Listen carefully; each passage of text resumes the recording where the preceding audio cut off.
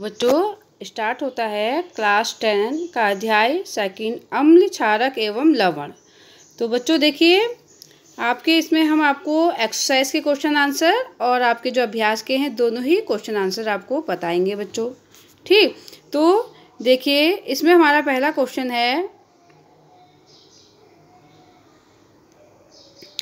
Question है पीतल एवं तांबे के बर्तनों में दही एवं खट्टे पदार्थ क्यों नहीं रखने चाहिए।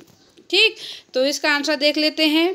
पीतल एवं तांबे के बर्तनों में दही एवं खट्टे पदार्थ इसलिए नहीं रखने चाहिए क्योंकि दही में मौजूद लैक्टिक अम्ल होता है। दही में क्या होता है? लैक्टिक अम्ल होता है, जो पीतल एवं तांबे के बर्तनों से अभिक्रिया करके हानिकारक विषैला यौगिक बनाता है, जिसके कारणवश ये खाने लायक नहीं रह पाता है। ठीक है, यानी कि जो पीतल और तांबे के जो बर्तन होते हैं, अगर उसमें हम खट्टा पदार्थ रखते हैं, जो दही और खट्टे पदार्थ होते हैं बच्चों, इनमें लैक्टिक अम्ल होता है। ठीक, और जिस कारण ये पीतल और तांबे के बर्तनों से रिएक्शन करके एक विषैला हानिकारक यौगिक बनाते हैं। ठीक, जिस कारण वो पदार्थ क्या होती है? खाने लायक नहीं रहती। इसीलिए पीतल एवं तांबे के बर्तनों में दही एवं खट्टे पदार्थ नहीं रखे जाते हैं। ठीक है, तो सेकंड क्वेश्चन आता है हमारा, धातु के साथ अम्ल की अभिक्रिया होने पर समानतः कौन सी गैस निकलती है? एक उदाहरण के द्वारा समझाइए। इस गैस की उपस्थिति की जांच कैसे करेंगे? तो बच्चों देखिए इसमें हम आपको बताते हैं बच्चों, धातु के साथ जो है हमारी अभिक्रिया जब होगी तो इसमें देखिए बच्चों यहाँ पे जो रिएक्शन है आपकी गलत दी है। जो रिएक्शन होगी वो रिएक्शन हमारी ये होगी। देखिए आप क्या कहते हैं, कुछ भी आप वो ले सकते हैं, अम्ल आप ले लीजिए कोई भी। ठीक, जैसे HCl हो गया, HCl प्लस Zn आपने लिया। ठीक, HCl क्या है? यहाँ पे एक अम्ल है बच्चों, जो कि यहाँ पे NaOH लिखा है। ये क्या है? एक अम्ल नहीं है बच्चों, क्षार है, क्योंकि इसमें OH माइनस आयन है। और जो HCl है ये एक अम्ल है, क्योंकि H प्लस आयन देगा HCl, है ना। तो यहाँ पे जो रिएक्शन दी है गलत दी है। रिएक्शन आपकी होगी HCl प्लस Zn। तो ये बनाएगा हमारा जो HCl है वो Zn के साथ चला जाएगा और क्या बनाएगा? ZnCl2 बनाएगा बच्चों। क्या बनाएगा? ZnCl2 बनाएगा। और क्या बनेगा हमारा? H2 गैस निकलेगी। ठीक, अब इसको हम बैलेंस कर लेते हैं यहाँ पे 2। ठीक, तो क्या हो जाएगा? ZnCl2 प्लस H2, यानी कि जब धातु अम्ल के साथ अभिक्रिया करेंगे तो H2 गैस निकालेंगे बच्चों। ठीक, ये रिएक्शन बच्चों सही है। 2HCl plus Zn arrow ZnCl2 plus H2। ठीक है, तो बच्चों अब और देख लेते हैं आगे। जांच, जलती हुई मोमबत्ती को परखनली के मुंह के पास ले जाने पर फटफट अर्थात पाप ध्वनि उत्पन्न होती है। ठीक है, जब हम जलती हुई मोमबत्ती को इस जो गैस निकलती है उसके पास ले जाते हैं तो कैसी आवाज़ आती है? फटफट की आवाज़ आती है। ठीक, ऐसे सिद्ध होता है कि ये कौन सी है? हाइड्रोजन गैस इसमें निकलती है धातु और अम्ल की अभिक्रिया द्वारा। ठीक है, तो क्वेश्चन नंबर आता है थर्ड। कोई धातु यौगिक है A, तनु हाइड्रोक्लोरिक अम्ल के साथ अभिक्रिया करता है तो बुदबुदाहट उत्पन्न होती है। बुदबुदाहट मीन्स जैसे बबल्स उत्पन्न आते हैं ना, जो बबल्स होते हैं वैसी बुदबुदाहट, ऊपर के साथ आवाज़ के साथ बुदबुदाहट की आवाज़ आती है और ऊपर को झाग जैसा आता है, वो होता है बुदबुदाहट। ठीक, बुदबुदाहट उत्पन्न होती है। उत्पन्न गैस जलती मोमबत्ती को बुझा देती है। यदि उत्पन्न यौगिकों में एक से कैल्शियम क्लोराइड, तो इस अभिक्रिया के लिए संतुलित रासायनिक समीकरण लिखनी है। तो बच्चों देखिए कोई धातु यौगिक A यानी कि calcium carbonate CaCO3। Calcium carbonate का फॉर्मूला क्या होता है? CaCO3।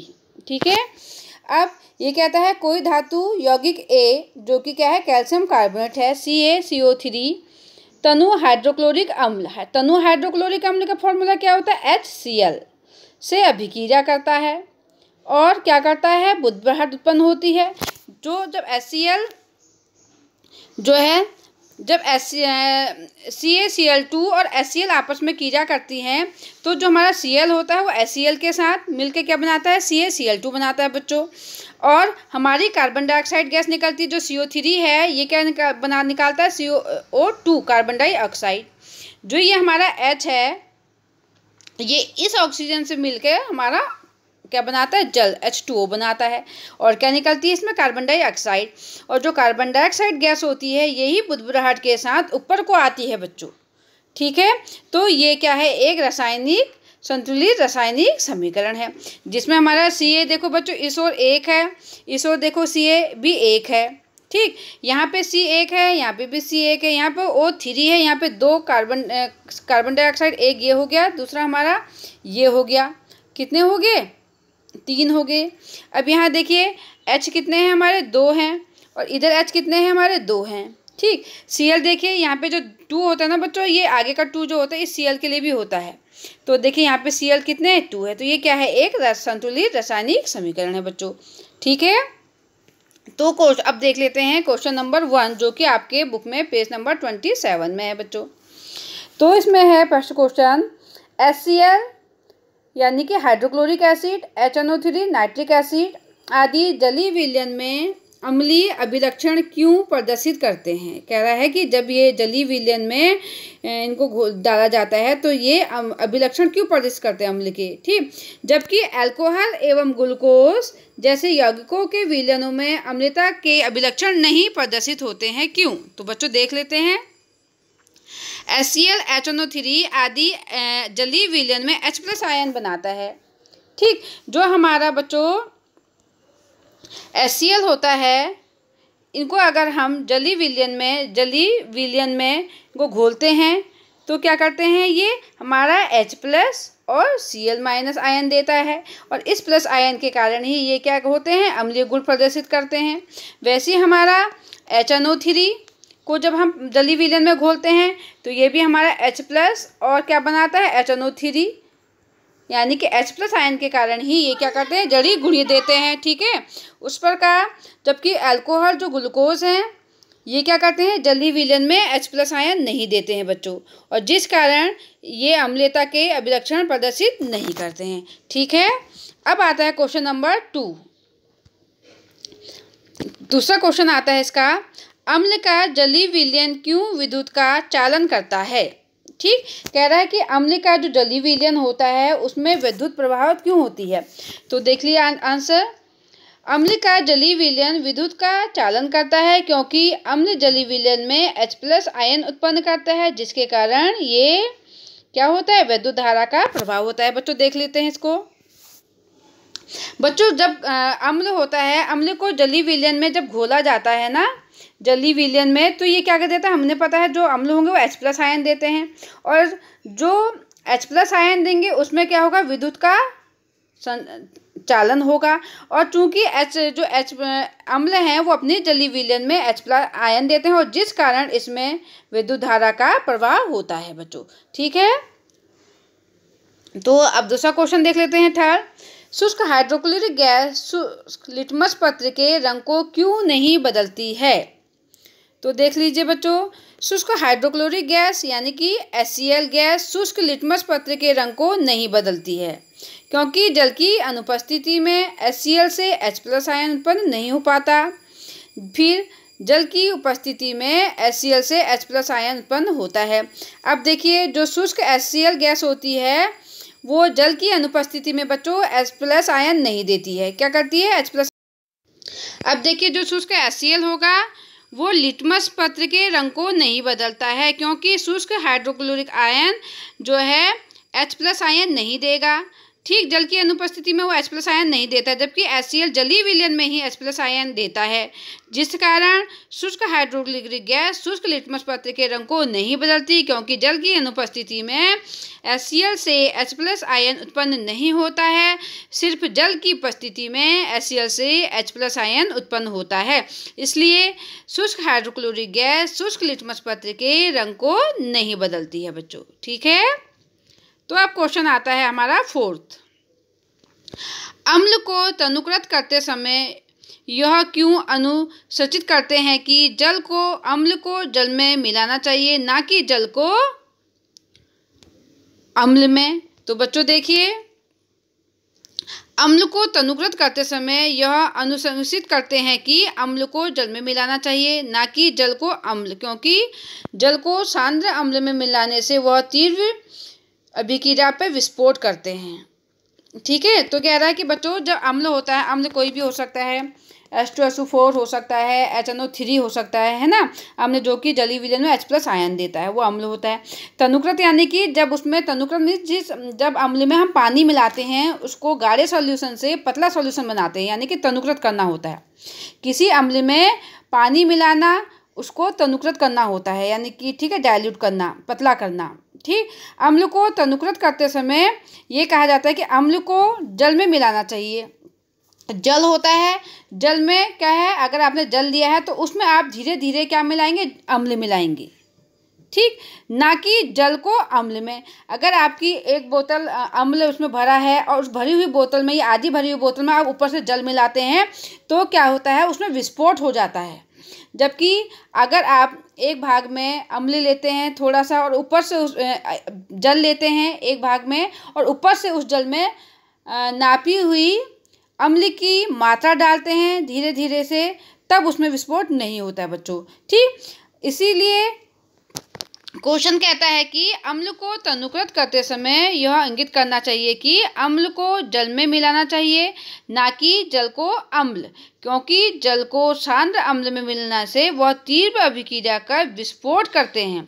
उससे क्या होता है बच्चों, भयंकर विस्फोट हो जाता है। अगर आप भरे हुए अम्ल में जल मिलाएंगे तो जल और वो अभिक्रिया करके एक विस्फोट उत्पन्न करता है, जो कि क्या होता है, बहुत हानिकारक होता है। इसके कई दुष्परिणाम हो सकते हैं, इसलिए हमें कभी भी जल को अम्ल में नहीं मिलाना चाहिए, बल्कि हमें अम्ल को जल में मिलाना चाहिए। ठीक है, तो नेक्स्ट क्वेश्चन देख लेते हैं अब इसका। क्वेश्चन नंबर 5, अम्ल के विलयन को तनुकृत करते समय hydronium ion H3O, hydronium ion का फॉर्मूला क्या होता है बच्चों, H3O+, ठीक, की सांद्रता कैसे प्रभावित हो जाती है? तो देखिए, तनुकृत मैंने भी बताया था, अम्ल के विलयन को तनुकृत करते समय जब अम्ल है गाढ़ा सॉल्यूशन को जब हम पानी मिलाते हैं, तो यानी कि अम्ल को तनुकृत करना। ठीक, समय हाइड्रोनियम आयन जो कि H3O+ होता है की सांद्रता कैसे प्रभावित होती है, अब देख लेते हैं। अम्ल के विलयन को तनुकृत करते समय हाइड्रोनियम आयन की मात्रा सांद्रता में H3O+ OH- प्रति आयन में कमी हो जाती है। क्या हो जाती है, कमी हो जाती है। हाइड्रोनियम आयन की सांद्रता में, यानी कि H3O+ में अपॉन OH- में क्या होगा, इसमें इसके हाइड्रोनियम आयन की सांद्रता में प्रति इकाई आयतन में कमी हो जाएगी, जिस कारण हाइड्रोनियम आयन की सांद्रता क्या होगी, प्रभावित हो जाएगी। ठीक है, नेक्स्ट क्वेश्चन आता है, जब सोडियम हाइड्रोक्साइड विलयन में अधिक क्षारक मिलाते हैं तो हाइड्रोक्साइड आयन OH की सांद्रता कैसे प्रभावित होती है? अब देखो बच्चों, क्वेश्चन क्या कहता है, जब सोडियम हाइड्रोक्साइड क्या है, एक क्षार है, इसका फॉर्मूला क्या होता है, NaOH। ठीक, विलयन में अधिक क्षारक मिलाते हैं तो हाइड्रोक्साइड आयन यानी कि OH- आयन की सांद्रता कैसे प्रभावित होगी? तो बच्चों, हाइड्रोक्साइड आयन की OH की सांद्रता क्या होगी, बढ़ जाएगी, क्योंकि NaOH यानी कि सोडियम हाइड्रोक्साइड खुद क्या एक क्षार है, और उसमें हम अगर और क्षारक मिलाते हैं तो OH- आयन की सांद्रता क्या होगी, बढ़ेगी बच्चों। ठीक है ना। तो क्वेश्चन नंबर अब हम नेक्स्ट देख लेते हैं, जो कि आपके बुक में पेज नंबर 31 में है। का फर्स्ट क्वेश्चन है, आपके पास दो विलयन A एवं B है। आपके पास क्या है, A और B दो विलयन है, जिसमें A का pH का मान 6 है एवं B के pH का मान 8 है। किस विलयन में हाइड्रोजन आयन की सांद्रता अधिक है? ठीक, इनमें से कौन अम्लीय है तथा कौन क्षारीय है बच्चों? देखो बच्चों, आपको पहले समझाया था नोट्स में कि pH स्केल क्या होता है, एक pH स्केल होता है जो अम्ल की सांद्रता अम्ल और क्षारक को बताता है। तो देखिए ये हमारा यहाँ से स्टार्ट होता है, ये बीच में क्या होता है 7 होता है जो कि उदासीन जल को बताता है। ठीक, इधर की ओर को हमारा अम्लीय गुण होता है और इधर की ओर को हमारा क्या होता है क्षारीय गुण होता है। ठीक है ना बच्चों, जैसे इधर इधर को जाएंगे वो क्षारीय गुण बढ़ेगा और इधर को जाएंगे तो हमारा अम्लीय गुण होगा। ठीक है, जैसे कि ये हमारा है सपोज 1 है 2 3 4 5 6 7 में क्या होता है उदासीन, ये क्या होता है उदासीन पॉइंट होता है। ठीक, 8 9 10 11 12 13 14। ठीक है ना, तो देखिए इसमें जो हमारा ये होगा तो उसमें देखिए हमारा जो 7 से इधर की ओर को वो अम्लीय और इधर की ओर को क्षारीय है। तो क्वेश्चन कह रहा है अगर ए के पीएच का मान 6 है, यानी कि यहाँ के लिए यह है 6 है ए का, तो वो क्या होगा अम्लीय होगा बच्चों, होगा नहीं होगा? तो क्यों? क्योंकि और इधर की ओर को क्या है हमारा अम्लीय गुण होता है और इधर की ओर को हमारा क्या है, इधर की ओर को हमारा क्या है क्षारीय गुण और इधर की ओर को हमारा अम्लीय गुण बढ़ता है। और बी का देख लीजिए, बी के पीएच का मान 8 है, यानी कि बी जो पॉइंट है हमारा उसका पीएच मान 8 है, तो वो क्या है क्षारीय है, क्योंकि वो कहाँ है 7 से इधर की ओर को आ रहा है जहाँ की हमारा क्षारीय गुण बढ़ता है। ठीक, इनमें से कौन अम्लीय है कौन सा क्षारीय है? ए जो होगा अम्लीय होगा और जो बी होगा वो हमारा क्या होगा क्षारीय होगा।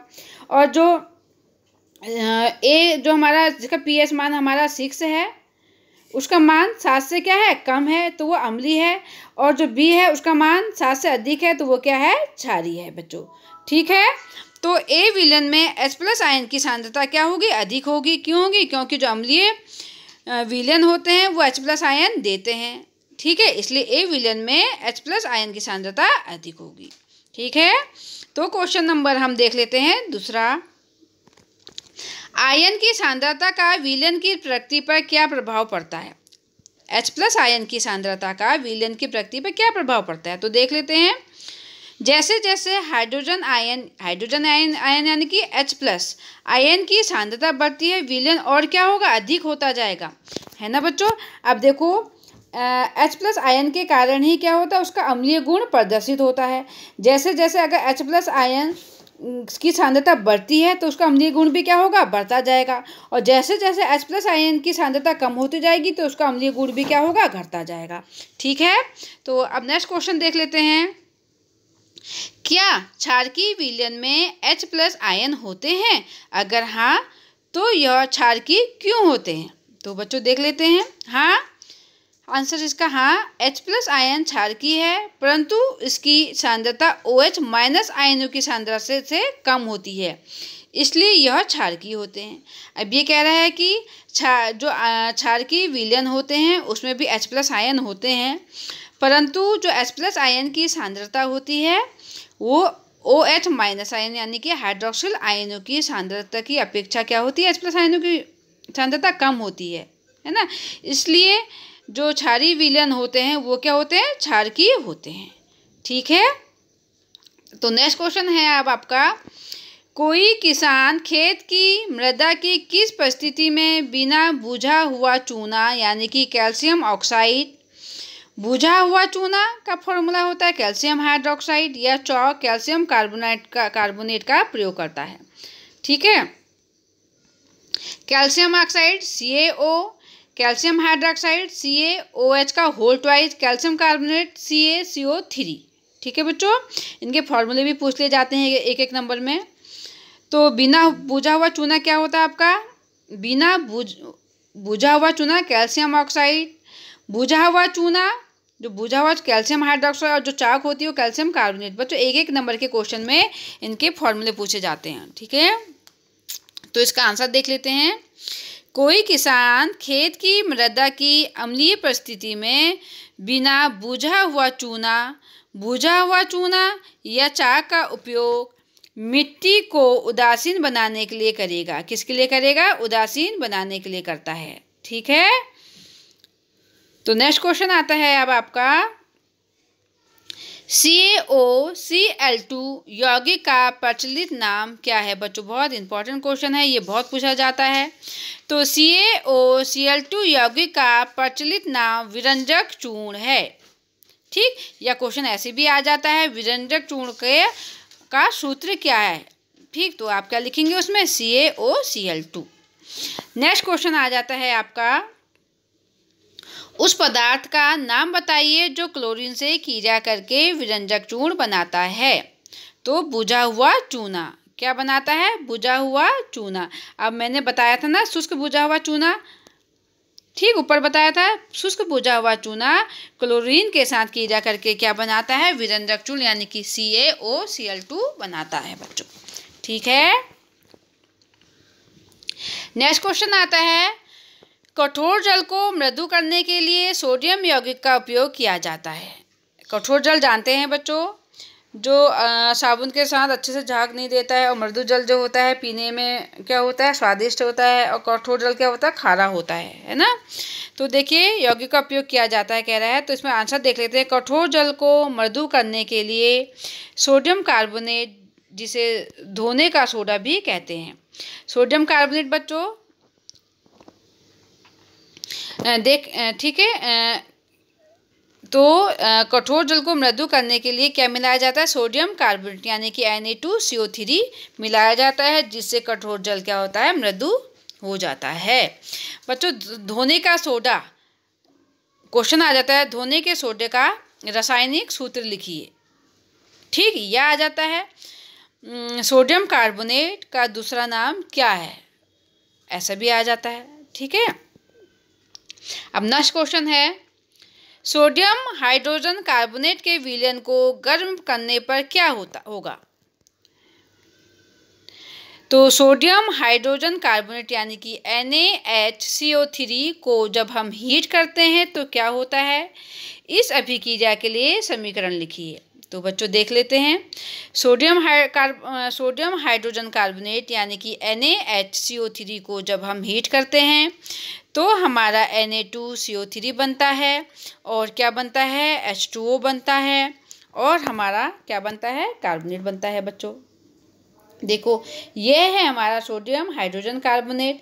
जब इसको हम हीट करते हैं, गर्म करते हैं, तो हमारा जो Na है वो CO3 से मिलकर क्या बनाता है, Na2CO3 बनाता है। ठीक, अब इसमें देखिए हमारा जो H2O है, अब सोडियम बाइकार्बोनेट से हमारा एक H2O निकल जाता है, और एक हमारे यहाँ से कार्बन डाइऑक्साइड निकल जाता है बच्चों। ठीक है, अब नेक्स्ट क्वेश्चन आता है आपका, प्लास्टर ऑफ पेरिस की जल के साथ अभिक्रिया के लिए समीकरण दीजिए। बच्चों ये बहुत इंपॉर्टेंट क्वेश्चन है।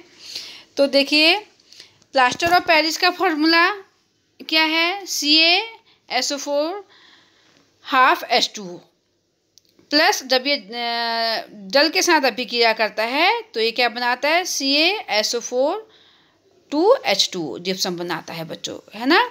तो देखिए इसमें प्लास्टर ऑफ पेरिस, ये क्या हमारा प्लास्टर ऑफ पेरिस, जब जल के साथ हमारा 1.5 मॉलिक्यूल हमारे जल के साथ अभिक्रिया करता है तो ये क्या है, आधा मॉलिक्यूल H2 है, तो ये इसके साथ मिलकर क्या बनाता है, 2 मॉलिक्यूल ऑफ वाटर यानी कि CaSO4 2H2O बनाता है, यानी कि ये किसका फॉर्मूला होता है, जिप्सम का बनाता है। ठीक, अब आते हैं अभ्यास के, एक्सरसाइज के क्वेश्चन आते हैं आपके बच्चों। तो इसमें पहला क्वेश्चन है आपका, कोई विलयन लाल लिटमस को नीला कर देता है तो इसका pH संभवतः क्या होगा। तो बच्चों ये पहले हमने आपको नोट्स में पढ़ा रखा है कि अगर कोई विलयन, किसी विलयन जो है लाल लिटमस को, कोई विलयन है उसमें हमने लाल लिटमस डिप करा तो वो लाल लिटमस को नीला कर देता है, तो उसका pH मान क्या होगा। तो बच्चों उसका pH मान क्या होगा, 10 होगा, यानी कि उसका वो कौन सा विलयन होगा, क्षारीय माध्यम, है ना, क्योंकि 7 से 8 9 10 को जाते हैं तो क्षारीय माध्यम बढ़ता है, और 7 से नीचे आते हैं 6 5 4 तो अम्लीय माध्यम बढ़ता है, यानी कि क्षारीय माध्यम विलयन ही लाल लिटमस को नीला करता है, यानी कि इसका pH मान क्या होगा, 10 होगा बच्चों। ठीक है, नेक्स्ट क्वेश्चन आता है, कोई विलयन अंडे के पीसे हुए कवच से अभिक्रिया कर एक गैस उत्पन्न करता है जो चूने के पानी को दूधिया कर देता है। इस विलयन में क्या होगा। बच्चों देखो अंडा सबने देखा है, अंडे का जो कवच होता है, वो कह रहा है पीसे हुए कवच, उसको पीस के एक कवच जो होता है उसका बाहरी लेयर होता है, वो कवच से अभिक्रिया करता है कोई विलयन, ठीक, और उसमें से एक गैस भी उत्पन्न होती है जो चूने के पानी को दूधिया कर देता है। क्या करता है? चूने के पानी को क्या कर देता है? दूधिया कर देता है। इस विलयन में क्या होगा? क्या होगा? तो इसमें ऑप्शन दिया है NaCl, HCl और क्या दिया है, ठीक। तो ये कहता है पहला ऑप्शन इसमें कहता है NaCl, दूसरा HCl, तीसरा LiCl और डी कहता है KCl। तो बच्चों इसका आंसर होगा HCl, ठीक।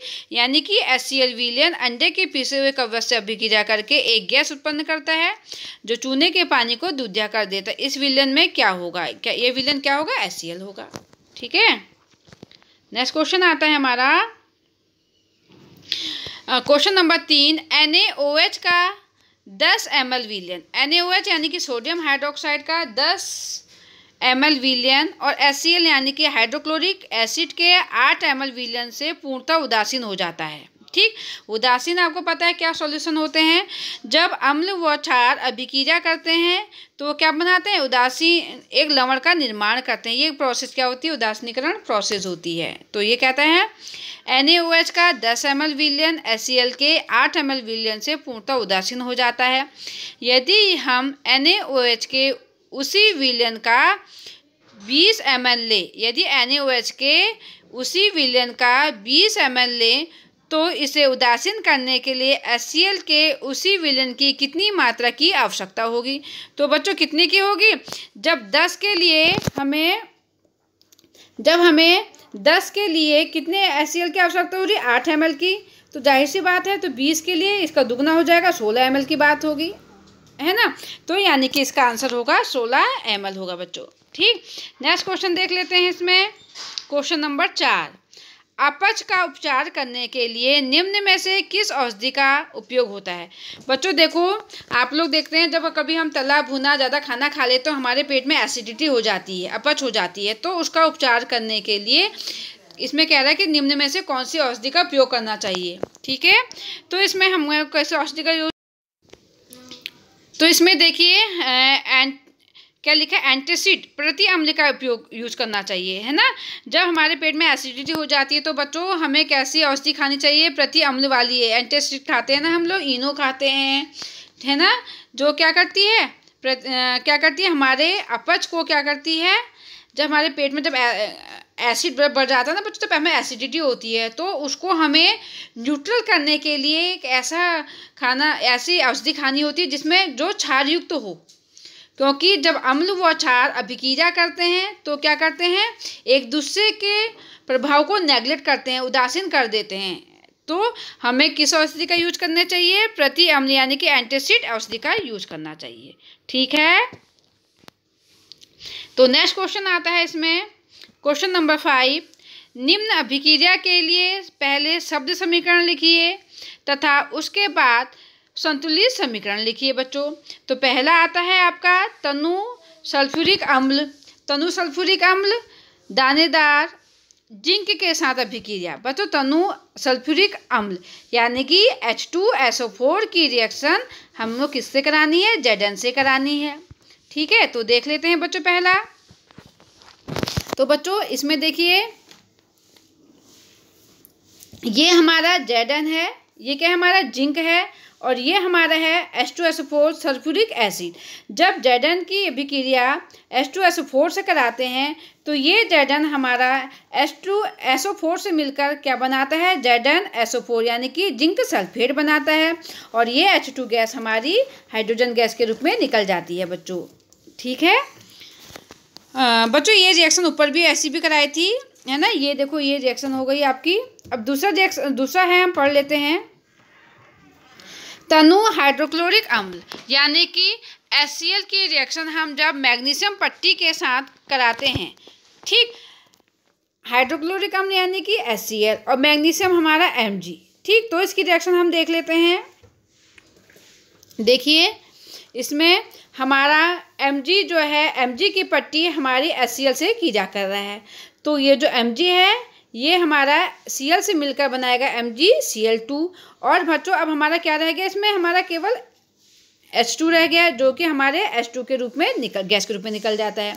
मैग्नीशियम का फॉर्मूला होता है Mg और HCl जो होता है हाइड्रोक्लोरिक का फॉर्मूला होता है बच्चों। ठीक है, आया समझ में बच्चों। और MgCl2 मैग्नीशियम क्लोराइड होता है।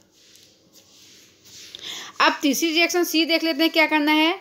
तनु सल्फ्यूरिक अम्ल यानी कि H2SO4 अम्ल की एल्यूमिनियम चूर्ण यानी कि Al चूर्ण के साथ अभिक्रिया करानी है। ठीक, अब इसको देख लेते हैं यहाँ सी में। तो देखिए इसमें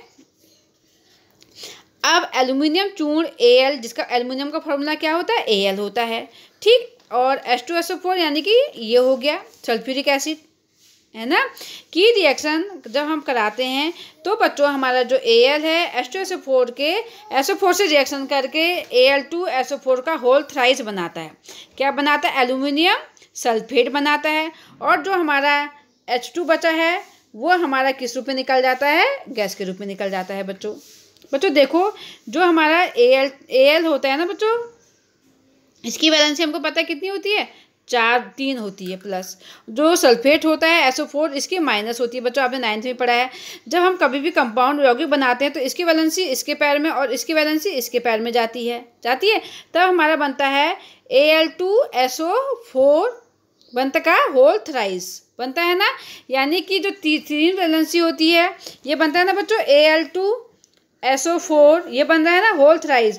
जो हमारा ये 3 है ये एल्यूमिनियम की वैलेंसी, जो 2 है हमारा किसकी वैलेंसी है, सल्फेट की वैलेंसी है। ठीक, तो यानी कि हमारा क्या बनता है 2Al प्लस 3H2SO4 आपस में रिएक्ट करता है तो ये बनाता है Al2SO4 का whole thrice plus H2 aluminium sulphate और हाइड्रोजन गैस निकालता है।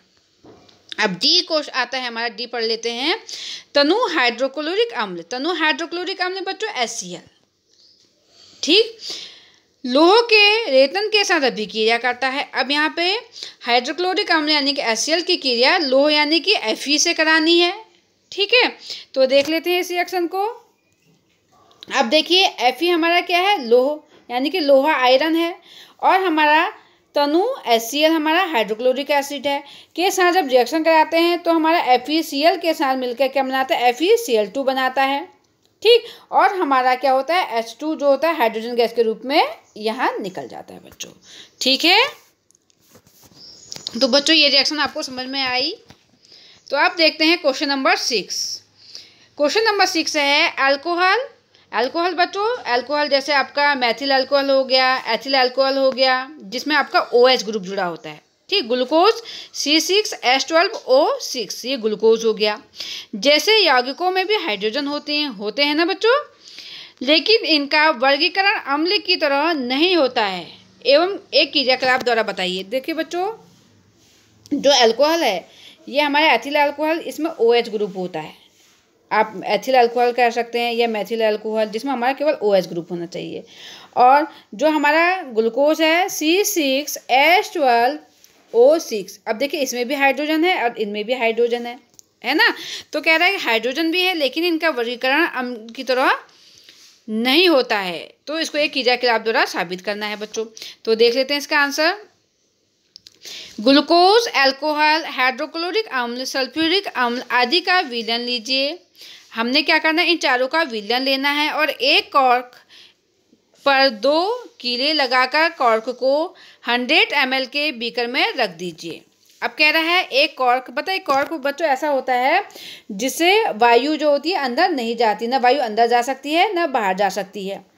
ठीक, कॉर्क पर 2 कीले, हमने कॉर्क लिया उसमें हमने 2 कीले लगा दी, कॉर्क को 100 ml के बीकर में रख दिया। ठीक, अब किलो को एक 100 ml का बीकर लिया उसमें हमने वो रख दिया। ठीक है बेटा, अब किलो को 6 वोल्ट की एक बैटरी के दोनों टर्मिनलों के साथ एक बल्ब तथा स्विच के माध्यम से जोड़ दीजिए। अब बीकर में थोड़ा तनु HCl डालकर विद्युत धारा प्रभावित कीजिए। इसी क्रिया को तनु सल्फ्यूरिक अम्ल के साथ दोहराइए तो हाइड्रो अल्कोहल व ग्लूकोज जैसे यौगिकों में भी हाइड्रोजन होते हैं, लेकिन इनका वर्गीकरण अम्ल की तरह नहीं होता है क्योंकि ये H+ आयन नहीं देते हैं बच्चों। अब बच्चों देखिए अब ये प्रयोग क्या करता है, देखिए अगर हमने एक बीकर लिया और बीकर में हमने एक कॉर्क लिया, कॉर्क में हमने 2 कीले लगाई। ठीक है। और सपोज देखिए बच्चों, हमने क्या करा, एक बीकर लिया, इसमें हमने क्या करा 100 ml पानी लिया, ठीक। और एक हमने कॉर्क लिया, ये कॉर्क है, इसमें हमने 2 कीले ये लगा दी और इसको हमने बीकर के मुंह में हमने फिक्स कर दिया, ठीक। अब इसका संबंध हमने क्या कर दिया, एक हमने बैटरी से कर दिया और उस बैटरी में हमने एक बल्ब भी लगा दिया, ठीक है, लेकर, ठीक। और कितने वोल्ट की बैटरी लगा दी हमने, इसमें 6 वोल्ट की बैटरी लगा दी है और एक स्विच बोर्ड भी लगा दिया है। अब बीकर में थोड़ा हमने क्या करा, इसमें हमने HCl भी डाल दिया। अब इसमें हमने वैद्युत धारा प्रभावित करी, ठीक। जब हमने देखा वैद्युत धारा, जब हमने स्विच ऑन करा तो हमने देखा जब हमने इसमें HCl डाला तो इसमें वैद्युत धारा प्रभावित हुई और ये बल्ब जलने लगा, ये क्या करने लगा, लाइट देने लगा। क्यों हुआ, क्योंकि HCl जो होता है जलीय विलयन में ये किस में टूट जाएगा, H+ आयन में टूट जाएगा और जिस कारण क्या होगी, सप्लाई होगी और हमारा बल्ब जलने लग जाएगा। तो इससे तो प्रदर्शित होता है कि यानी कि HCl क्या करता है, H+ आयन देता है एक्वा सोल्यूशन में, जलीय विलयन में H+ आयन देता है। इसी प्रकार हम H2SO4 का भी कर लेंगे, H2SO4 का भी कर लेंगे, वो भी क्या करेगा, जलीय विलयन में H+ आयन देगा और उसमें भी क्या होगा, हमारा बल्ब जलने लगेगा, ठीक। अगर हम यहाँ पे क्या करते हैं, अगर हम यहाँ पे इसी तरह ग्लूकोज को डालते हैं और अल्कोहल को डालते हैं तो बच्चों ये जलीय विलयन में H+ आयन नहीं देंगे और जिस कारण जो बल्ब होगा वो नहीं जलेगा। यानी कि ये सिद्ध करता है, क्या करता है सिद्ध, कि ग्लूकोज और जो हमारा अल्कोहल है वो क्या करता है, H+ आयन नहीं देता, जिस कारण जो हमारी बल्ब नहीं जलता है। क्यों नहीं जलेगा, क्योंकि ये H+ आयन नहीं देगा, जिससे इसमें विद्युत का क्या होगा, चालन नहीं होगा और बल्ब नहीं जलेगा। जबकि HCl और H2SO4 को जब हम 100 ml वाटर वाले बीकर में डालते हैं तो वो H+ आयन देते हैं और H+ आयन के कारण उसमें विद्युत धारा प्रभावित होती है, जिसको हमने स्विच बोर्ड से कनेक्ट किया था और कनेक्ट करने से वो बल्ब जलने लगता है। और वही कंडीशन हमारे H2SO4 में भी होती है, जबकि ग्लूकोज और अल्कोहल H+ आयन नहीं देते हैं, जिस कारण वो बल्ब भी नहीं जलता है। जो इस प्रयोग को सिद्ध करता है कि ग्लूकोज और अल्कोहल को जलीय विलयन में क्या करते हैं, को हम अम्ल की तरह वर्गीकरण नहीं कर सकते हैं। ये क्रियाकलाप ये साबित करता है, ठीक है। अब नेक्स्ट क्वेश्चन देख लेते हैं। क्वेश्चन नंबर 7, आश्रित जल विद्युत का चालन क्यों नहीं होता। आश्रित जल में विद्युत का चालन क्यों नहीं होता, जबकि वर्षा जल होता है, जबकि क्या है वो वर्षा जल होता है। देखिए आश्रित जल शुद्ध होते हैं, इसलिए इनमें विद्युत का चालन नहीं होता है, क्योंकि विद्युत के चालन के लिए आयनों की आवश्यकता होती है।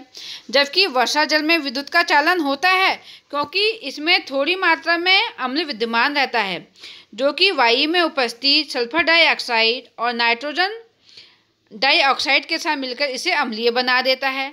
अम्लीय होने के कारण ये H+ आयन उत्पन्न करता है, जिसके कारण विद्युत का चालन होता है। बच्चों देखिए क्वेश्चन कहता है आश्रित जल विद्युत का चालन नहीं करता है, जबकि वर्षा जल होता है। जो आश्रित जल होता है वो उसमें क्या होता है, शुद्ध होता है और उसमें विद्युत का चालन नहीं होता। विद्युत का चालन के लिए कौन होते हैं बच्चों, H+ आयन इसके मेन कारण होते हैं। जो H+ आयन देगा जलीय विलयन में उसमें ही विद्युत का चालन होता है, ठीक। आश्रित जल क्या करते हैं, H+ आयन नहीं दे पाते हैं जलीय विलयन उसमें, जिस कारण उसमें विद्युत धारा प्रभावित नहीं हो पाती है। जबकि अम्ल के जो वर्षा का जल होता है उसमें अल्प मात्रा में अम्ल विद्यमान होता है, जो कि H+ आयनों के कारण क्या करता है, विद्युत का चालन करता है, ठीक है। अब क्वेश्चन नंबर आता है 8, जल की अनुपस्थिति में अम्ल का व्यवहार अम्लीय क्यों नहीं होता है।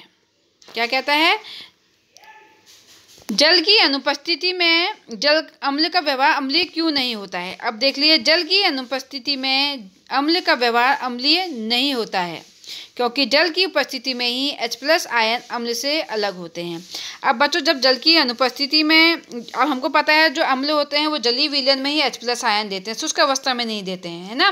जब शुष्क अवस्था में H+ आयन नहीं देंगे तो वो अम्ल की तरह कार्य नहीं कर रहे हैं। अगर जलीय विलयन में वो H+ आयन देते हैं, क्योंकि अम्ल का गुण क्या है, H+ आयन देना, ठीक। जब हमारे अम्ल जिस विलयन में H+ आयन देंगे तभी वो अम्लीय गुण शो करेंगे, है ना। और जल की अनुपस्थिति में वो H+ आयन नहीं देते हैं, इसलिए वो अम्लीय गुण नहीं शो करते हैं। और जलीय विलयन में वो जल की उपस्थिति में H+ आयन देते हैं, तो उसमें वो क्या करते हैं, अम्ल का गुण शो करते हैं। ठीक है। अब क्वेश्चन नंबर आता है आपका 9। 5 विलयन A, B, C, D व E की जब सार्वत्रिक सूचक से जांच की जाती है तो pH के मान 4, 1, 11, 7 एवं 9 प्राप्त होते हैं। तो कौन सा विलयन उदासीन है, प्रबल क्षारीय है, प्रबल अम्लीय है, दुर्बल अम्लीय है, दुर्बल क्षारीय है बच्चों। तो बच्चों देखिए, इसको हम फिर से एक बार समझा देते हैं। आपको ये क्या है, सपोज ये pH स्केल है, तो जो हमारा 7 होता है वो न्यूट्रल होता है, उदासीन होता है। उदासीन किसका होता है, जल का होता है। ठीक, तो देखिए इधर की ओर को हमारी कम संख्याएं होंगी, 1, 2, सॉरी 1, ये 1 है, ये 2, ये 3, ये 4, ये 5, ये 6। और इधर की ओर को 7, 8, ये हो गया 8, 9, ये हो गया 10, ये हो गया 11, ये हो गया 12, ये हो गया 13, एक होता है हमारा अभी 14, है ना। इधर की ओर को क्षारीय गुण और इधर की ओर को हमारा अम्लीय गुण, और इधर की ओर को हमारा क्या होता है, क्षारीय गुण बढ़ता है। अब कह रहा है ए का जो pH मान है वो हमारा 4 है। ये किसका है, हमारा ए का, यानी कि ये क्या है, अम्लीय गुण शो कर रहा है। क्या कर रहा है, अम्लीय गुण। ठीक, और दूसरा जो बी है वो 1 शो कर रहा है, ये हमारा बी है, यानी कि जो बी है वो प्रबल अम्लीय है और जो ए है वो हमारा क्या है, दुर्बल अम्लीय है। क्योंकि जो जितना हमारे बाईं ओर को जाएगा वो उतना स्ट्रॉन्ग, उतना प्रबल अम्लीय होता जाएगा, इसलिए बी हमारा प्रबल अम्लीय है और जो ए है हमारा दुर्बल अम्लीय है। ठीक है। अब बात कर रहा है कि सी, डी व ई। सी का pH मान कितना है, 11 है। सी का pH मान कितना है, 11 है। ठीक, तो ये भी क्या है, क्षारीय है। और डी का pH मान कितना है बच्चों, डी का pH मान हमारा कितना है, 7 है। ठीक, कितना है, 7 है। और ई का हमारा कितना है, 9 है। तो देखो 8, 9, 10, 11, 12, 13, 14 तक होते बच्चों। ठीक, यहाँ की ओर को हमारा क्षारीय गुण बढ़ता है। क्या गुण बढ़ता है, क्षारीय गुण बढ़ता है ना। अब हमारा जो है सी का मान, ये सी का मान है 11। तो मैंने बताया था इधर की ओर को क्षारीय गुण बढ़ता है, यानी कि सी हमारा क्या है, क्षारीय गुण है।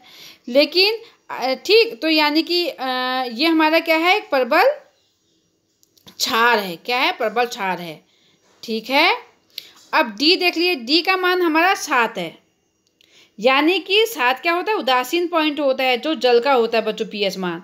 यानी कि जो हमारा डी है वो ना अम्लीय में आता है ना क्षारीय आता है। इसका ये ना अम्लीय गुण शो करता है ना क्षारीय गुण शो करता है। ये क्या करता है, उदासीन, न्यूट्रल पॉइंट, ये उदासीन होगा, जो कि क्या है, हमारा जल होगा, H2O। ठीक, ई का हमारा जो pH मान है वो कितना है, 9 है। क्या है, 9 है बच्चों। तो जो हमारा ई है उसका हमारा जो pH मान है 9 है, तो ये भी क्या है, क्षारीय है। लेकिन ये सी की अपेक्षा क्या है, दुर्बल क्षारीय है। क्योंकि जैसे जैसे हमारा मान बढ़ता जाएगा इधर की ओर को, वैसे वैसे उसकी प्रबल क्षारकता बढ़ती जाएगी। यानी कि सी हमारा प्रबल क्षारीय है और ई हमारा क्या है, दुर्बल क्षारीय है। ठीक है बच्चों, समझ में आया। तो देखिए क्वेश्चन में इसका आंसर देख लेते हैं। ए हमारा 4 है, तो ये क्या होगा, दुर्बल अम्लीय। बी हमारा 1 है, तो ये प्रबल अम्लीय। सी हमारा 11 है, तो ये प्रबल क्षारीय। डी हमारा 7 है, तो ये उदासीन होगा। और ई हमारा 9 है, तो ये दुर्बल क्षारीय होगा। ठीक, तो H+ आयन की सांद्रता जैसे जैसे बढ़ती है pH का मान भी उसी प्रकार घटता है, यानी कि CEDAE। ठीक है।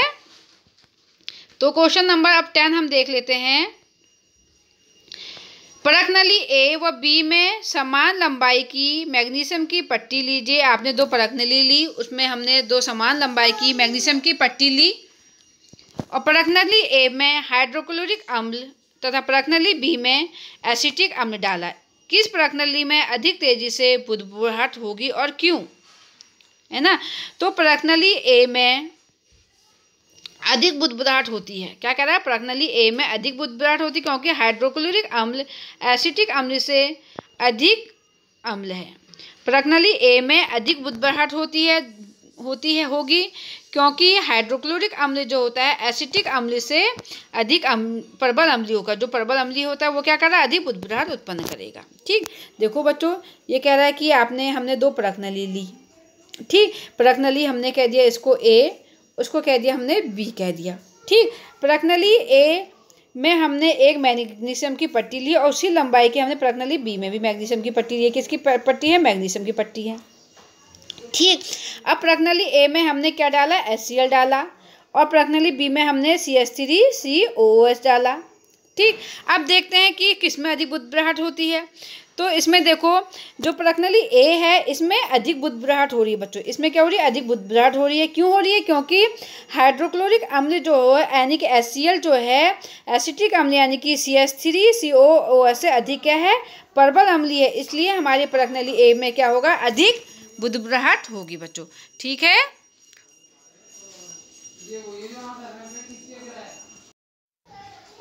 ठीक। अब क्वेश्चन नंबर आता है 11।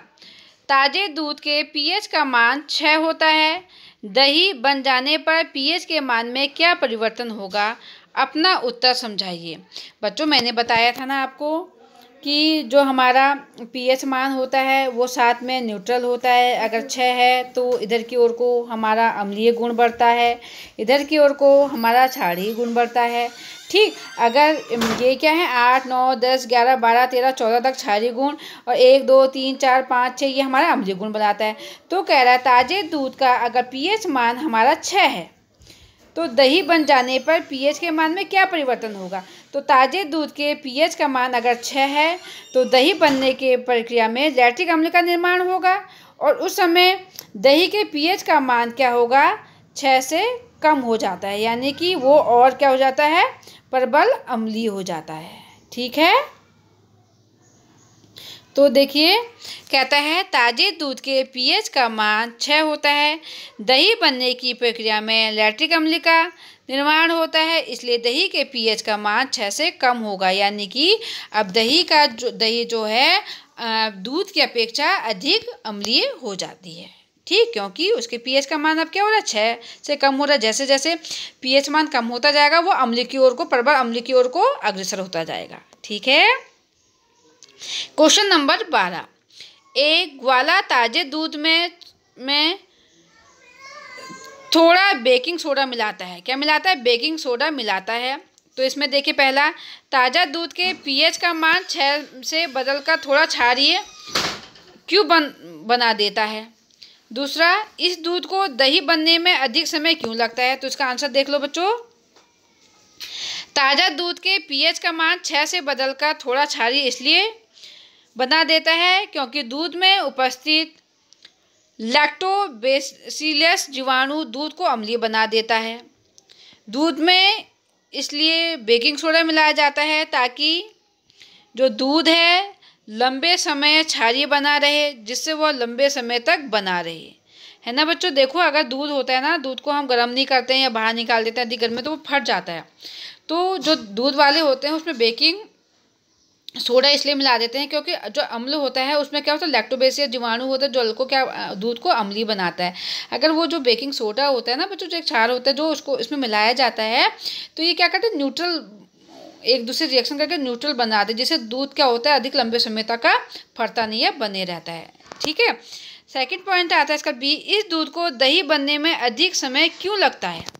ठीक, तो देखिए, इस दूध को दही बनने में अधिक समय इसलिए लगता है क्योंकि इस प्रक्रिया में बना लैक्टिक अम्ल ताजे दूध में मिला क्षारक यानी कि बेकिंग सोडा को पहले उदासीन करता है, फिर इसे अम्ल में बदल देता है, जिसके कारण दही बनना में अधिक समय लगता है ना। क्योंकि अब इस दूध को तो पहले क्षारीय कर दिया गया है, मतलब उदासीन कर दिया गया है। अब जब इसमें दही बनने में अधिक समय लगेगा क्योंकि पहले इस प्रक्रिया में जो बना हमारा लैक्टिक अम्ल है वो ताजे दूध में मिला जो क्षारक है उसको पहले उदासीन करेगा, फिर अम्ल में बदलेगा, फिर जाके उसमें दही जमेगा। इसलिए प्रोसेस क्या हो जाती है, लंबी हो जाती है।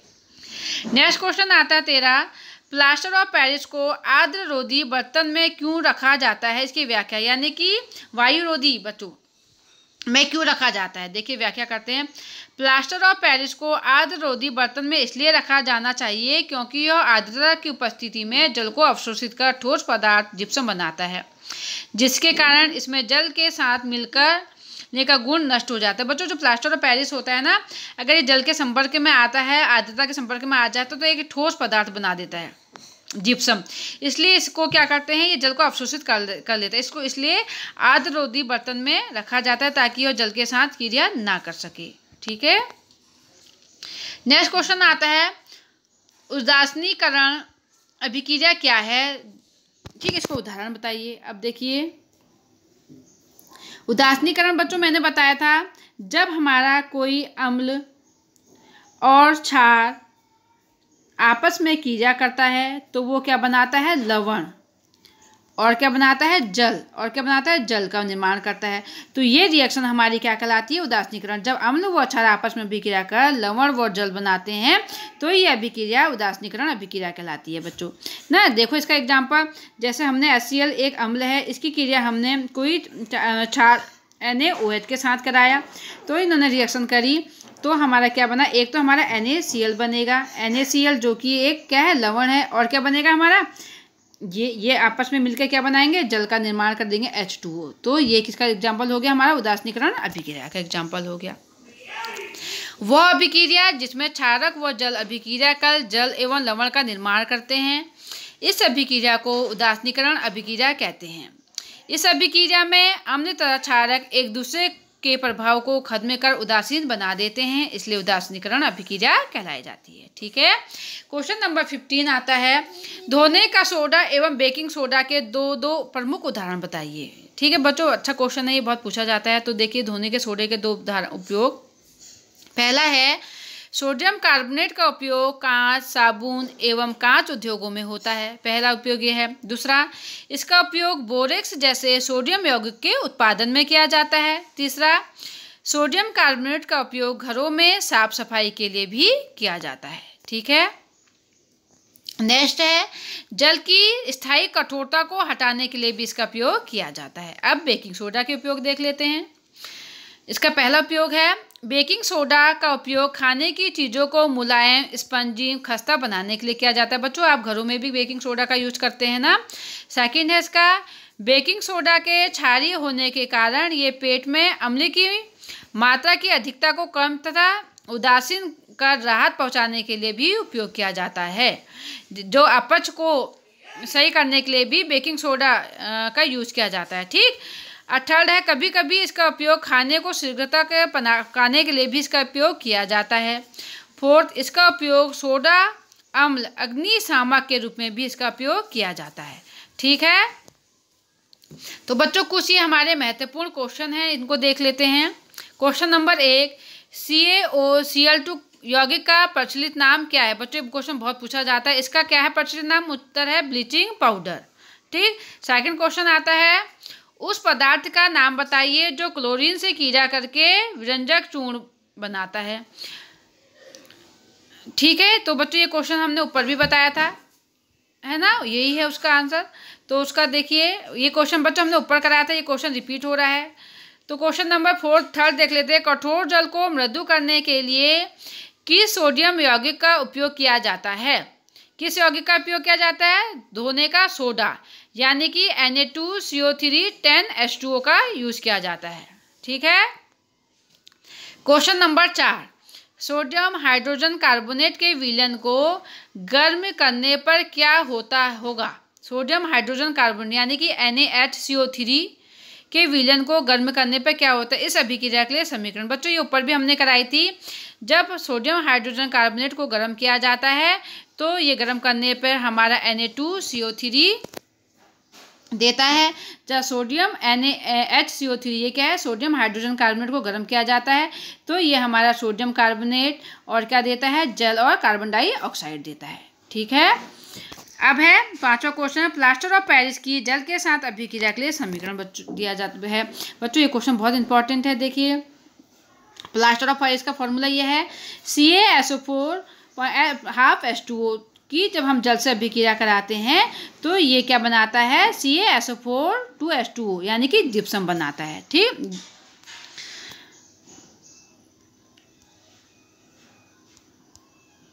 तो अब देख लेते हैं अतिरिक्त एवं महत्वपूर्ण क्वेश्चन आंसर। क्वेश्चन नंबर 1, 2 प्राकृतिक संसूचकों के नाम लिखिए। तो इसमें है लिटमस पत्र और हल्दी, जो कि इंडिकेटर के रूप में कार्य करते हैं। ठीक। दूसरा क्वेश्चन है 2 संश्लेषी सूचकों के नाम लिखो। तो इसमें पहला आता है मेथिल ऑरेंज, दूसरा आता है आपका फिनोफ्थिलीन। क्वेश्चन नंबर 3, कुछ ऐसे पदार्थ जिनकी गंध अम्लीय या क्षारीय माध्यम में बदल जाती है, उन्हें क्या कहते हैं? उन्हें गंधीय सूचक। इसका उत्तर है गंधीय सूचक। क्वेश्चन नंबर 4, अम्ल के अवशिष्टों के साथ मिलकर धातु एक यौगिक बनाता है और हाइड्रोजन गैस निकालता है, उस यौगिक को क्या कहते हैं? लवण कहते हैं। ठीक। क्वेश्चन नंबर 5, कैल्शियम कार्बोनेट के विविध रूपों के नाम लिखो। क्या है कैल्शियम कार्बोनेट के विविध नाम? चूना पत्थर, खड़िया और संगमरमर। ठीक। क्वेश्चन नंबर 6, चूने के पानी में कार्बन डाइऑक्साइड गैस को प्रभावित करने पर कैल्शियम कार्बोनेट का सफ़ेद अवक्षेप तथा जल प्राप्त होता है।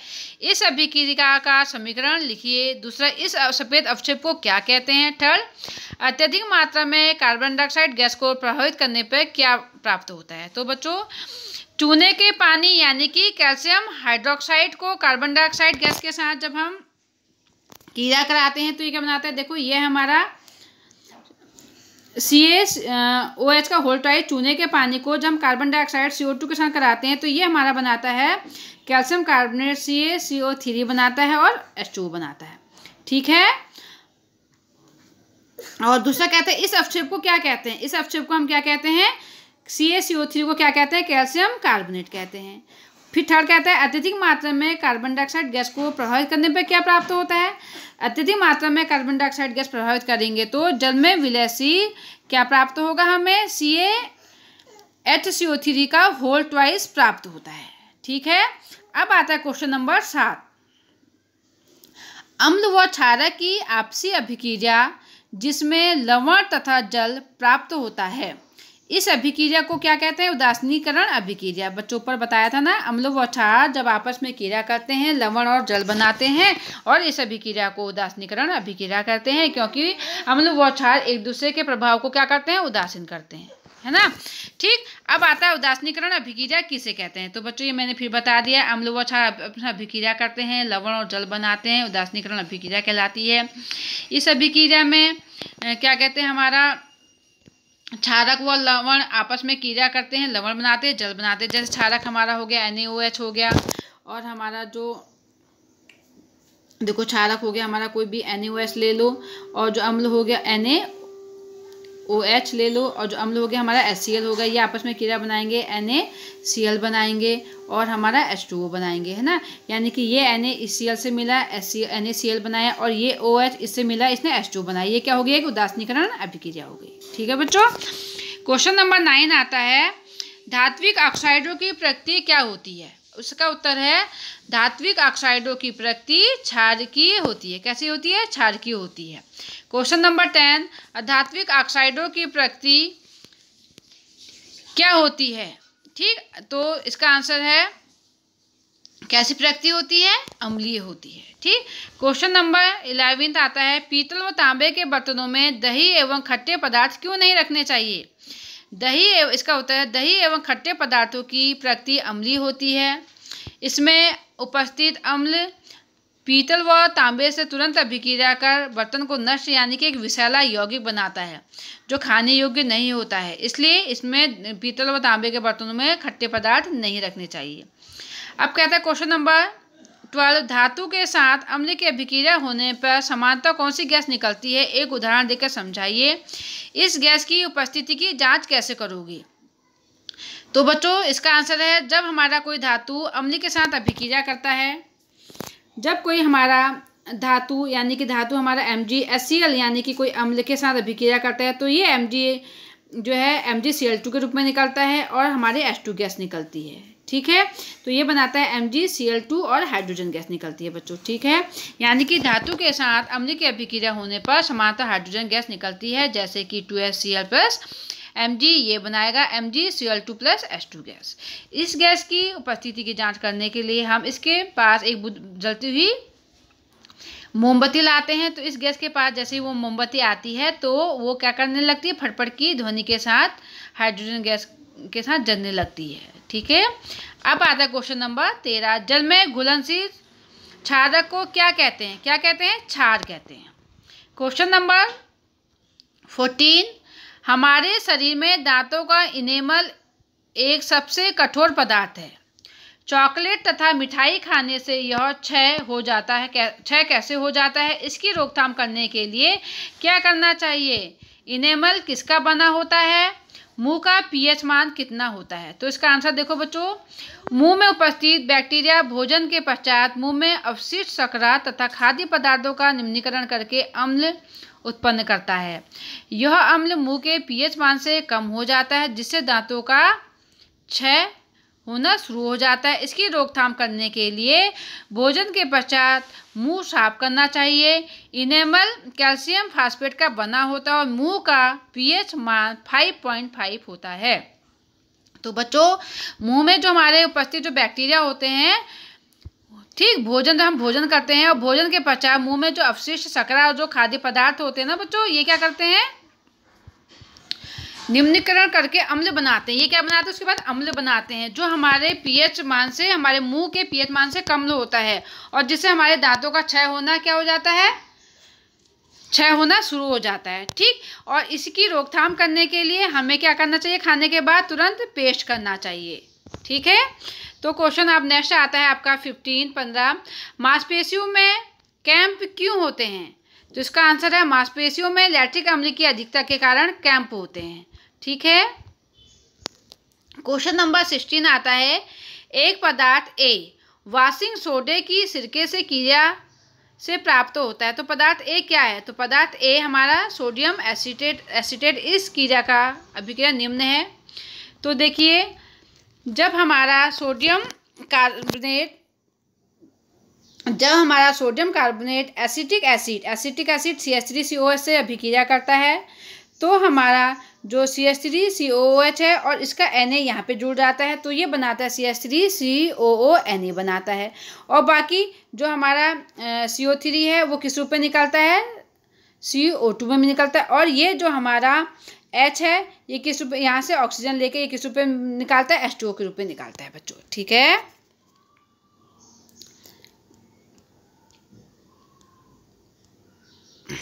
तो अब क्वेश्चन नंबर हम 17 देख लेते हैं। किसी टूटी हुई हड्डी को स्थिर रखने के लिए डॉक्टर से पाउडर की पानी में बनी पेस्ट का उपयोग करते हैं। इस पदार्थ का नाम बताइए। दूसरा, इसका रासायनिक सूत्र लिखिए। तीसरा, इस पदार्थ का एक विशेष गुण बताइए। चौथा, इस पदार्थ को आर्द्ररोधी बर्तन में क्यों रखा जाना चाहिए? तो देखिए, किसी टूटी हुई हड्डी को स्थिर रखने के लिए डॉक्टर जो है पाउडर की पानी में बनी पेस्ट का उपयोग करते हैं। तो इस पदार्थ का नाम क्या है बच्चों? प्लास्टर ऑफ पेरिस है ना। प्लास्टर ऑफ पेरिस तो हमारी टूटी हड्डियों में ये इसका लेप लगाया जाता है ना। तो ए का क्या होगा? इस पदार्थ का नाम प्लास्टर ऑफ पेरिस है। दूसरा, इसका रासायनिक सूत्र। प्लास्टर ऑफ पेरिस का रासायनिक सूत्र क्या है? CaSO4 ½ H2O है ना। तीसरा, इस पदार्थ का एक विशेष गुण क्या है? इसका विशेष गुण देख लेते हैं। इस पदार्थ का एक विशेष गुण यह है कि यह जल मिलाते ही तुरंत कठोर हो जाता है, इसलिए इसका उपयोग खिलौना बनाने में इसका किया जाता है उपयोग। फोर्थ है, इस पदार्थ को आर्द्ररोधी बर्तन में क्यों रखा जाता है? इस बर्तन को आर्द्ररोधी बर्तन में इसलिए रखते हैं क्योंकि आर्द्र वायु से अभिक्रिया कर जिप्सम बनाता है ना।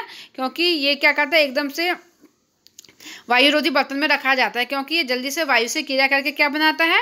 आर्द्रता, यानी कि उसको अब्जॉर्ब कर लेता है और ये जिप्सम बना देता है, इसलिए इसको आर्द्ररोधी बर्तन में रखा जाता है। अब आता है तनुकरण किसे कहते हैं? तनुकरण बच्चों मैंने बताया था, जब हम जल में एसिटिक एसिड यानी कि कोई भी अम्ल मिलाते हैं तो वो क्या होता है? तनुकरण प्रोसेस के अंतर्गत आता है। जल में अम्ल या क्षारक मिलाने पर, जल में अम्ल या क्षारक कुछ भी आप मिला सकते हैं, आयन की आंद्रता H3 और OH- में प्रति इकाई आयतन में कमी हो जाती है। इस प्रक्रिया को तनुकरण कहते हैं ना बच्चों। मैंने बताया था, जब हम जल में ऊपर से अम्ल धीरे धीरे मिलाते हैं तो अम्ल का तनुकरण होता है। ठीक, अगर हम जल में ऊपर से धीरे धीरे क्षार को मिलाते हैं तो तब वो क्षार का तनुकरण कहलाता है। ठीक है। और इसमें H3O और OH माइनस आयन की सांद्रता प्रति इकाई आयतन में क्या होती है, कमी आ जाती है। यानी कि जो अम्ल व क्षार है उनका जो सॉल्यूशन अब गाढ़े सॉल्यूशन से क्या हो रहा है, पतला बन रहा है। पानी मिला रहे हैं तो पतला हो जाएगी ना। क्वेश्चन नंबर 19, दैनिक जीवन में पीएच का महत्व लिखिए। तो इसका महत्व देख लेते हैं। इसका आंसर 1, हमारा शरीर 7.0 से 7.8 पीएच परास के बीच कार्य करता है। सेकंड, मिट्टी की पीएच की प्रकृति अम्लीय हो तो फसल के लिए अनुकूल नहीं होती। तीसरा, हमारे उदर में हाइड्रोक्लोरिक अम्ल होता है जो उदर को हानि पहुंचाए बिना पाचन में सहायता करता है। तीसरा, यदि मुंह का जो पीएच मान है 5.5 से कम हो तो दांतों का क्षय हो जाता है। ठीक है, यही इसका महत्व है। देखिए अब क्वेश्चन नंबर 20, विरंजक चूर्ण का निर्माण कैसे होता है, इसका 3 उपयोग लिखिए। तो देखिए बच्चों, विरंजक चूर्ण का निर्माण कैसे होता है, इसके 3 उपयोग लिखिए। तो देखिए, विरंजक चूर्ण शुष्क बुझा हुआ चूना यानी कि कैल्शियम हाइड्रोक्साइड पर क्लोरीन की क्रिया से विरंजक चूर्ण का निर्माण होता है। यानी कि देखिए इसमें CaOH का होल ट्वाइस प्लस Cl2 की क्रिया जब हम कराते हैं तो ये क्या बनाता है, CaOCl2 बनाता है और H2 बनाता है, यानी कि विरंजक चूर्ण बनाता है। ठीक है, अब विरंजक चूर्ण का उपयोग देख लेते हैं। वस्त्र उद्योग में सूती एवं लिनेन के विरंजक के लिए, कागज की फैक्ट्री में लकड़ी के मज्जा एवं लॉन्ड्री में साफ कपड़ों के विरंजक के लिए, रासायनिक उद्योगों में एक उपापचय के रूप में। तीसरा, पीने वाले जल को जीवाणु से मुक्त करने के लिए रोगाणुनाशक के रूप में इसका उपयोग किया जाता है। क्वेश्चन नंबर 21, लिटमस पत्र कहाँ से प्राप्त होता है। तो इसका आंसर है यह थैलोफाइट समूह के लिचेन पौधों से प्राप्त होता है। ठीक है, क्वेश्चन नंबर 22, 3 प्राकृतिक पदार्थों का नाम बताइए जो अम्ल व क्षार की उपस्थिति को सूचित करते हैं। तो इसका उत्तर है हल्दी, लिटमस पत्र और लाल बंद गोभी। क्वेश्चन नंबर 23 है, अम्ल व क्षारक के 2 रासायनिक गुण लिखिए। अम्ल के रासायनिक गुण, यह जल के साथ H+ आयन देता है। दूसरा, अम्ल धातु के साथ अभिक्रिया कर लवण व हाइड्रोजन गैस प्रदान करता है। ठीक, क्षारक के रासायनिक गुण, यह जल के साथ OH- आयन प्रदान करता है। दूसरा, क्षारक अम्ल के साथ अभिक्रिया कर लवण व हाइड्रोजन गैस प्रदान करता है ना। क्वेश्चन नंबर 24, आश्रित जल विद्युत का चालन क्यों नहीं होता जबकि वर्षा जल होता है। आश्रित जल विद्युत का चालन नहीं होता है क्योंकि इसमें H+ आयन नहीं होता है। आश्रित जल उदासीन होता है, जबकि वर्षा जल की प्रकृति दुर्बल अम्लीय होती है और उसमें H+ आयन होता है, इसलिए इसमें विद्युत का चालन होता है। बच्चों ये क्वेश्चन मैंने ऊपर आपको और अच्छे से समझा रखा है ना। पीतल और तांबे के बर्तनों में दही एवं खट्टे पदार्थ क्यों नहीं। बच्चों ये क्वेश्चन भी मैंने आपको बहुत अच्छे से समझा रखा है ना। तो देखिए, पीतल एवं तांबे के बर्तनों में दही एवं खट्टे पदार्थ नहीं रखते क्योंकि दही एवं खट्टे पदार्थों में उपस्थित अम्ल पीतल तथा तांबा से उपस्थित अभिक्रिया कर बर्तन को नष्ट कर देता है और पदार्थ का स्वाद बदल देता है। कोई धातु यौगिक A तनु सल्फ्यूरिक हाइड्रोक्लोरिक अम्ल के साथ अभिक्रिया करता है तो बुदबुदाहट होती है, इसमें उत्पन्न गैस जलती मोमबत्ती को बुझा देती है। यदि उत्पन्न यौगिकों में से एक कैल्शियम क्लोराइड है तो इस अभिक्रिया के लिए संतुलित रासायनिक समीकरण लिखिए। तो कैल्शियम + 2HCl ये क्या बनाएगा, CaCl2 बनाएगा, कैल्शियम क्लोराइड बनाएगा और H2 गैस निकालता है। ठीक, अब है क्वेश्चन नंबर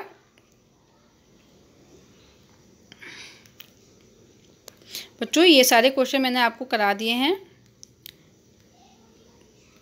ऊपर ये सारे क्वेश्चन आ गए हैं बच्चों, है ना। तो इनको मैं बार बार रिपीट नहीं करूँगी बच्चों। ठीक है, तो आप इससे अच्छे से समझेंगे, अच्छे से इनको देखेंगे और इससे अपने काम करेंगे।